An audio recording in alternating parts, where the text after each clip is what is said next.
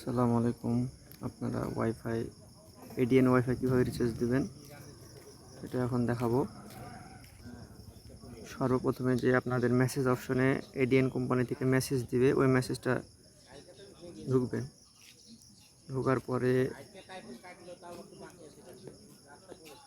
এই যে এডিএন, এখান থেকে যেটা আইডি প্রথমে 09 দিয়ে শুরু, এটা কপি করবেন। ফার্স্টে কপি করার পরে চলে যাবেন বিকাশ অ্যাপে।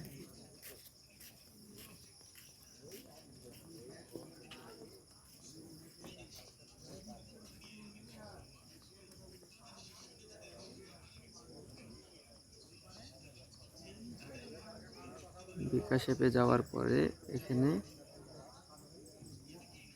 পে বিলে যাবেন। এখানে সবার উপরে বিলার বা প্রতিষ্ঠানের নাম লিখুন। এখানে লিখবেন এডিএন, এডিএন, এটা আসবে। এখানে ক্লিক করার পরে এখানে আইডি দিতে হবে। যে আইডিটা আপনি কপি করলেন, এটা এক একজনের এক এক রকমের আইডি হতে পারে, আলাদা আলাদা আইডি। তো ওখানে আইডিটা দেওয়া লাগবে। তো আইডিটা আমি কপি করলাম। এবার এখানে একটা যে কোনো কন্ট্যাক্ট নাম্বার দিতে হবে। এটা যে কোনো নাম্বার হতে পারে, আপনার যে কোনো নাম্বার দিয়ে ট্যাপ করবেন।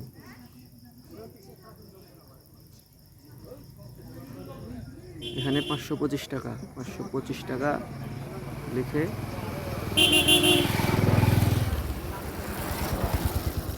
এখানে নাম শো করবে, আপনার নাম। আপনারটা যদি হয়, যেমন এটা মুকুল, মুকুলের নাম শো করছে। তারপরে নেক্সট পাসওয়ার্ড দিয়ে দেবেন। ডান।